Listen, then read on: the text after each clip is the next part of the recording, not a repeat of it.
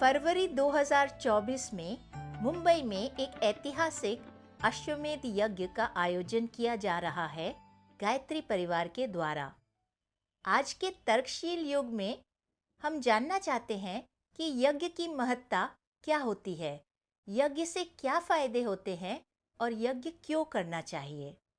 आइए सुनते हैं इन प्रश्नों का जवाब आदरणीय आशा ज्ञानी जी से। तो यज्ञ के विषय में भी हमें समझना पड़ेगा कि यज्ञ क्या है और उसका परिणाम क्या होता है।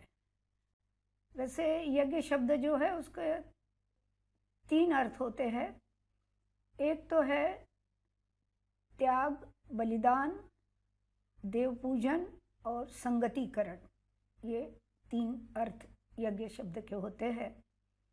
तो त्याग, बलिदान यानी देने की वृत्ति, परमार्थ परायणता। उसके बाद में दूसरा आता है देव पूजन। देव पूजन जो है, पूजन का मतलब होता है कि जो हम हल्दी, कुंकू, चावल, फूल चढ़ाकर पूजा करते हैं, उससे तात्पर्य नहीं है पूजन का। पूजन का मतलब है कि हम उसके आदर्शों को फॉलो करने का प्रयत्न करते हैं। जिसकी हम पूजा कर रहे हैं उसको हर तरह से हम अनुकरण करते हैं, उसके जैसा अपना आचरण बनाने का प्रयास करते हैं, उसे हम अपना आदर्श मानते हैं। तो उस अर्थ में ये देव पूजन शब्द है। महज पूजा कर लेने, पूजा जो है वो बाहर की चीज़ है और वो उस माध्यम से हम जो आंतरिक भावनाएं हैं उनको जागृत करने का काम करते हैं। तो इसलिए वो पूजन भी आवश्यक रहता है, लेकिन वो अपने आप में बिल्कुल भी पूर्ण नहीं है। और देव पूजन का जो मूल अर्थ है वो यही है कि उसको फॉलो किया जाए। तो अब देव का मतलब होता है जो देने की वृत्ति वाला है, परमार्थ परायण है। तो इस सृष्टि में जितने भी प्राणी, पदार्थ जो भी है, वे सभी जिनमें इस तरह की देने की वृत्ति है वो सब देवता और देवी कहलाते हैं। और हमारे यहाँ हजारों साल से ये परंपरा रही है कि हम उनकी पूजा करते हैं, उनको बड़ी आदर और श्रद्धा से देखते हैं। अब जैसे हमारे यहाँ जब पूजा विधि शुरू होती है तो सबसे पहले पृथ्वी पूजन किया जाता है। पृथ्वी को हम माता कहते हैं। देखिए, ऐसे जड़ पिंड है वो मिट्टी का, पर फिर भी हम उसको माता कहते हैं क्योंकि वो पालन पोषण का काम करती है, जीवन देने का काम करती है। धरती में जो अन्न उगता है उसी को खाकर हम जिंदा रहते हैं, तो उसको हम आदर की दृष्टि से देखते हैं। और भी जो सृष्टि की सारी शक्तियां हैं जिनकी वजह से हमारा जीवन है, हमें पोषण मिलता है, हम विकसित होते हैं, वो सारी ही शक्तियों को अलग अलग रूपों में नामकरण किया गया है और उन्हीं को हम देवता कहते हैं, उन्हीं को हम श्रद्धा से देखते हैं। वृक्ष, वनस्पति, ये भी देवताओं की श्रेणी में ही आते हैं। पीपल की पूजा की जाती है, पीपल को भी देवता माना जाता है। तो ऐसे देव पूजन, उसको, उस देवत्व को फॉलो करना, अगर कोई इस आदर्श को ग्रहण करेगा तो उसका व्यक्तित्व कितना शानदार होगा, स्वयं आप सोच सकते हैं। और फिर है संगतिकरण, यानी अलग अलग तत्वों का एक दूसरे से तालमेल बैठाना, उनको संगठित करना और उस माध्यम से कुछ श्रेष्ठ कार्य करना। अब जैसे यज्ञ है तो यज्ञ में अकेले से कोई काम नहीं होता है। आपको मंत्र जप करना है तो आप अपना अकेले बैठ के कर सकते हैं, किसी साधन की आपको आवश्यकता नहीं। लेकिन यदि यज्ञ करना है तो अनेकों चीज़ों की आवश्यकता रहेगी। आपको हवन कुंड चाहिए, लकड़ियाँ चाहिए, अग्नि चाहिए, हवन सामग्री चाहिए, कई सारी चीज़ें लगेगी आपको। पूरी लिस्ट बताना तो इस समय संभव नहीं है, संक्षेप में मैंने आपको जानकारी दी है। और ये तो स्थूल यज्ञ। अब स्थूल यज्ञ भी कोई कहा, बहुत से लोग कभी टीका टिप्पणी करते थे, आज तो लोग समझने लगे हैं, पर आज से कुछ साल पहले तक भी लोगों में अंधश्रद्धा थी इस विषय में और समझते थे अरे यज्ञ में क्या रखा है, क्या फालतू में लकड़ियाँ जला देते हैं और खाने पीने की चीज़ें जला देते हैं, घी जला देते हैं, गरीब लोगों को मिलता नहीं है। अब जब हम लोग यज्ञ कराते थे तो इस तरह के कुतर्क कई बार लोग करते थे, लेकिन जब वैज्ञानिक दृष्टि से विचार करते हैं तो यज्ञ के द्वारा जो परिणाम मिलता है वो इतना चमत्कारी है, इतना अद्भुत है कि किसी को एक को खाना खिलाना उसके बजाय यज्ञ के माध्यम से सैकड़ों लोगों को वो चीज़ पहुंचाई जा सकती है। यज्ञ में ये विशेषता रहती है कि जो ऐसे भी देखे हम, अग्नि में कोई भी पदार्थ जब डाला जाता है तो वो पदार्थ अग्नि देवता उसको हजारों गुना शक्तिशाली बना देते उस पदार्थ के गुणधर्मों को, और उसको वायु रूप में रूपांतरित करके पूरे वातावरण में फैला देते हैं। अब किसी को लगेगा वायु रूप में रूपांतरित हो गया तो क्या, उससे क्या मिलना है। आप सोचिए, आप अगर आपको महीना 2-4 महीना खाना नहीं मिलता है तो ही आप मर पाएंगे, उतने दिन तक तो आप खींच लेंगे आराम से।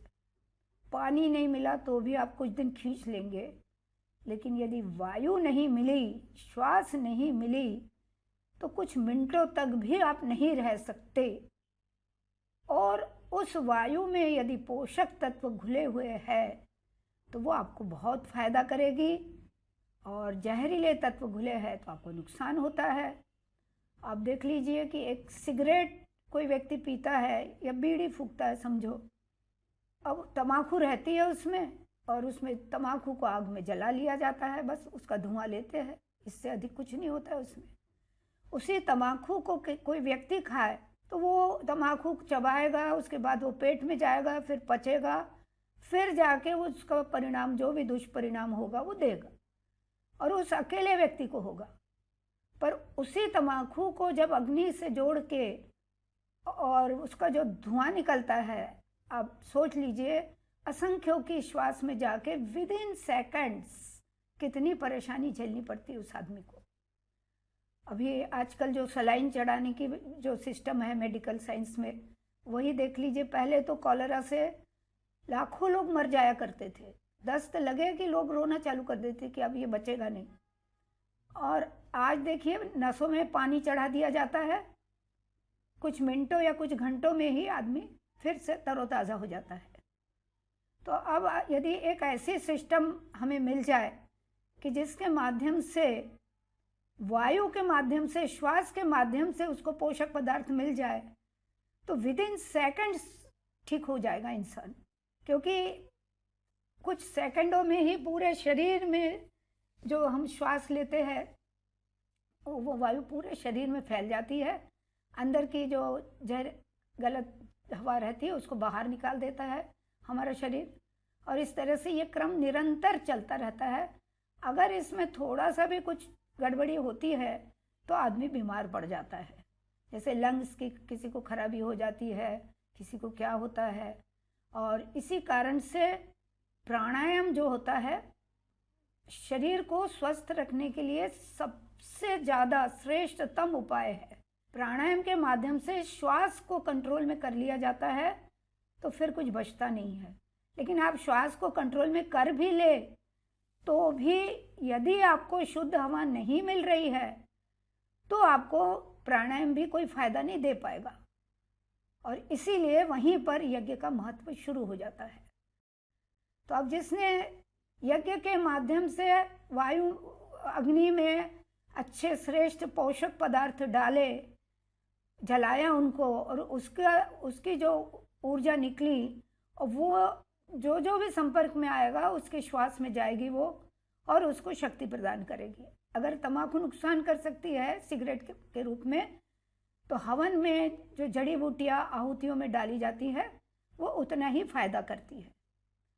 और दूसरी बात यह है कि हवन में, और कोई ये भी कहेगा कि भाई हवन करने की क्या ज़रूरत है, ऐसे ही जला लिया जाए जड़ी बूटियों को, तो ऐसे ही जलाने पर वो परिणाम नहीं मिलेगा जो हवन में मिलता है, क्योंकि उसमें जड़ी बूटियाँ तो हम अग्नि में डाल ही रहे हैं हवन सामग्री के रूप में, उसी के साथ साथ में हम मंत्र भी बोल रहे हैं।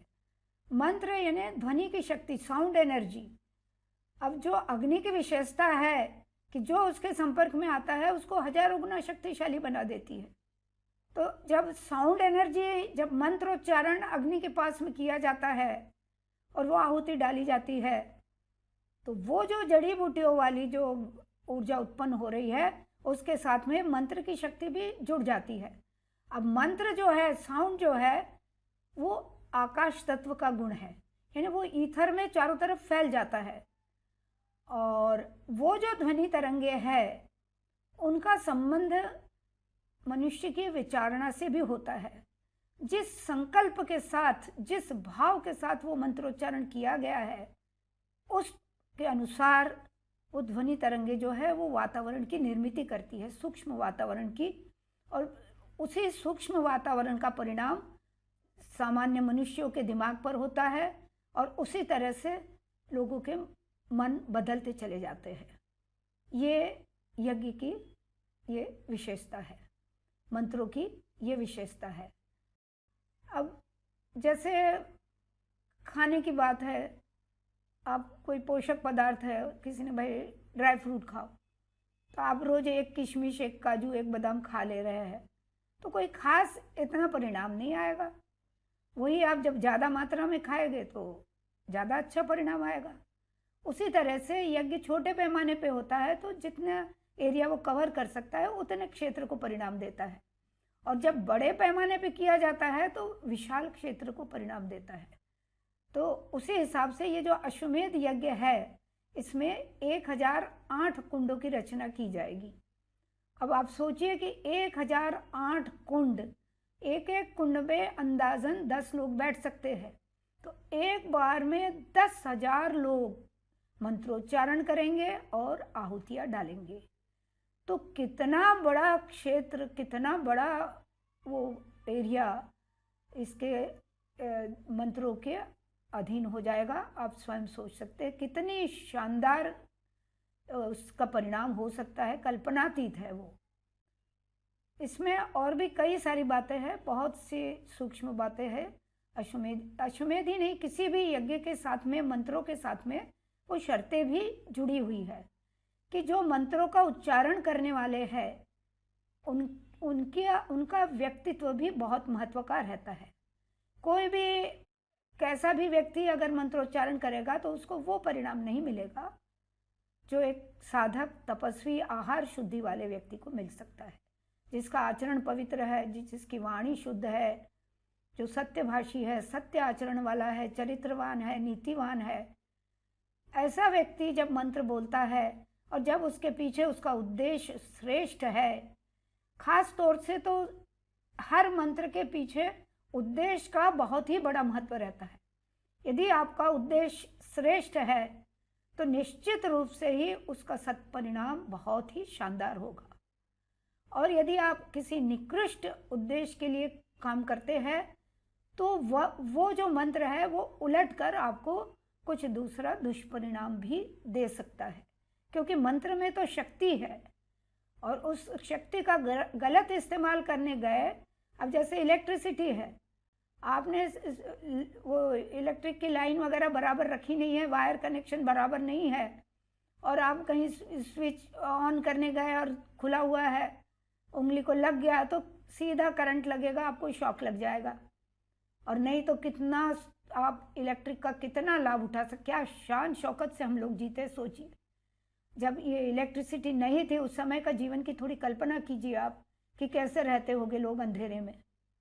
और आज हम लोगों को न रात है न दिन है, सारी रात भी दिन ही हो जाती है, इतनी रोशनी रहती है। तो इसलिए मंत्र भी ऐसी ही शक्ति है, और अगर गलत उपयोग किया तो नुकसान होने की पूरी संभावना रहती है।